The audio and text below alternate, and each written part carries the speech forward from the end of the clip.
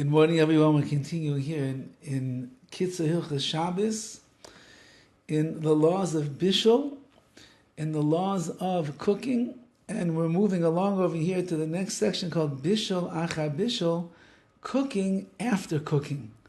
What is that prohibition? Something that was already cooked once. There's really no prohibition if you go back and you cook it a second time. Anything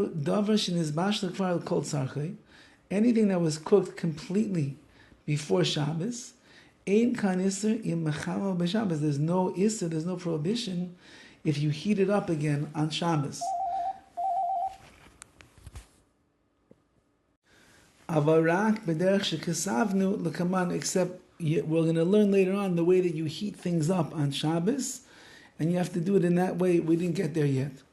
However, if the cooking process was not completed yet in this food, even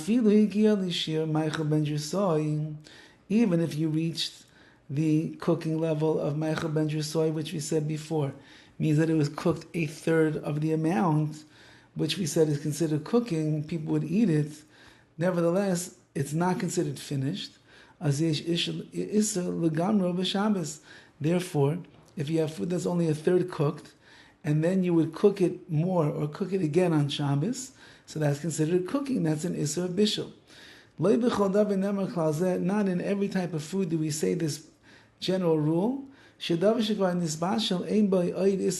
anything was cooked completely, there's no longer prohibition of bishul of cooking. There's going to be a distinction between something that is dry, lach, something that is moist and wet, ofli, that which is baked, and so on and so forth. We will see, like we're going to learn about. So he starts off with what's called the davar yavesh, something that is dry. Davar yavesh is bashal legamri, something that is dried and is cooked completely.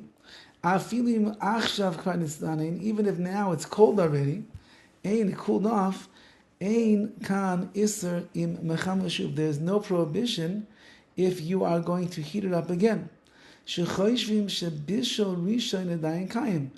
we hold that the original state of cooking is still right there, meaning it's already cooked. It never lost its status, even though it cooled off. It's still in the same place of cooking, of being cooked that it was before. When we call Malcolm, nevertheless, we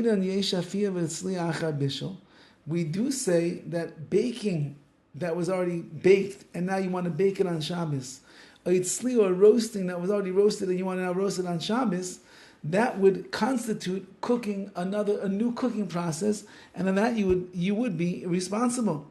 Therefore, anything that was already cooked in a way of baking, even though that bread is dry, or something that was roasted, even if you could find something that was dry, nevertheless you would not be able to do that. So some kind of a dried object, if you would have, some kind of meat, baked meat or something like that, or something that we would consider to be dried food. There's no liquids on them. There's no juices that are on there. There's no, there's not many oils or gravy or the like. That would be considered dry. Maybe, let's say, a piece of kugel.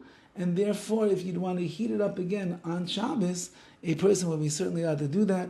But if something was baked and you want to bake it more, something was roasted, you want to cook it more, that is going to be a problem, as we shall see. All the best.